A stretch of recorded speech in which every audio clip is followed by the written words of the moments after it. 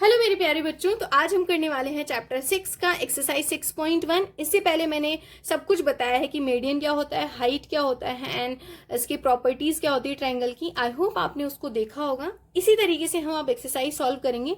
बहुत ही easy chapter है, ये समझ में आएगा। तो पहला क्वेश्चन है, यहाँ पे इन्होंने पी क्यू आर यहाँ पे एक फिगर दिया है जिसमें डी मिड पॉइंट है। ये रहा मिड पॉइंट का मतलब जो इसके साइड साइड के जो साइड दी है ना, वो इक्वल होंगी। एंड क्यू आर जो है mid point of Q R का जो मिड पॉइंट है, दैट मीन्स ये वाला साइड और ये वाला साइड इक्वल है। मिड का मतलब तो यही होता है ना। अब इन्होंने बताया है कि पीएम क्या है। देखो पीएम जो है वो क्या हो जाएगा, मैंने आपको बताया था कि अगर वर्टेक्स से कोई भी लाइन आ रही है परपेंडिकुलर टू द बेस तो वो हाइट होगी। तो ये पीएम तो हाइट हो गई, तो यहाँ पे लिख दो पीएम इज हाइट। उसके बाद इन्होंने पूछा है पीडीज।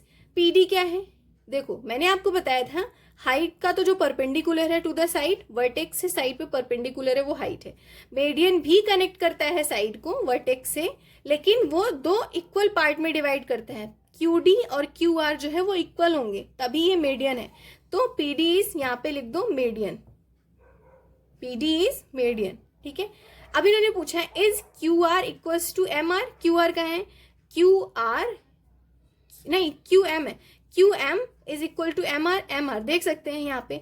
कभी भी हाइट जो है वो वर्टेक्स से अगर साइड पे आ रही है अपोजिट साइड पे तो वो इक्वल पार्ट में डिवाइड नहीं करती, वो सिर्फ परपेंडिकुलर सीधी लाइन होती है 90 डिग्री पे। देखो ये 90 डिग्री फ्रेम कर रही है ना, राइट एंगल बना रही है। ये अगर आप ध्यान से देखोगे राइट एंगल बना रही है, तो कभी भी हाइट जो है वो इक्वल पार्ट में डिवाइड नहीं करती जो अपोजिट साइड होती है। तो क्यू एम जो है वो एम आर के इक्वल नहीं होगा, तो यहाँ पे लिख दो सिंपल सा नो। ठीक है। क्वेश्चन नंबर जो है 2 का, उसमें 1 में इन्होंने बोला था एबीसी एक ट्रायंगल बनाओ। एबीसी मैंने एक ट्रायंगल बनाया है जिसमें बीई को मीडियन शो करना है। तो मीडियन का काम है जो अपोजिट साइड है उसको इक्वल पार्ट में डिवाइड करना। तो ये वाला पार्ट इसके इक्वल होगा। अगर आप इसको फोल्ड करोगे तो बिल्कुल ये इस पे फिट आएगा, है ना। थोड़ा सा डिफरेंट माइन्यूट लग रहा होगा, बट मीडियन का काम यही होता है अपोजिट साइड को इक्वल पार्ट में डिवाइड करना। तो इसलिए लिख सकते हो ए ई इज इक्वल टू ई सी। ठीक है। सेकेंड क्वेश्चन में इन्होंने बोला है इन पी क्यू आर एक ट्रायंगल है, पी क्यू और पी आर एल्टीट्यूड है उस ट्रायंगल के। तो इस तरीके से आपको ट्रायंगल बनाना है। देखो ये है एल्टीट्यूड, मतलब क्या होता है, वो हाइट ही तो होता है ना। तो आप चाहे इस तरीके से देख लो इसको या इस तरीके से। ये P Q and Q R जो है वो एल्टीट्यूड होंगे, और ये जो है इसका हाइपोटेन्यूज हो गया, तो मतलब ये दोनों लेग्स हो गए। तो इसको एल्टीट्यूड के फॉर्म में शो करना है, तो इस तरीके से आप शो कर सकते हो। ये राइट एंगल है ना, तो यहाँ पे लिख दो here altitude has one end point at a vertex of the triangle and another on the line containing the opposite sides। तो ये हो गया। ठीक है। एक क्वेश्चन में इन्होंने बोला था कि एक्स वाई जेड एक ट्रायंगल है, एक्स वाई जेड एंड उसमें वाई एल को एल्टीट्यूड दिखाना है एक्सटीरियर एंगल में करके। तो बस सिंपल सा इसको बना दो। यहाँ पे ये थोड़ा सा गलत हो गया था तो उसको इग्नोर करना। तो यहाँ पे मैंने वाई एल को एक एल्टीट्यूड दिखा दिया यहाँ पे एक्सटीरियर बना के।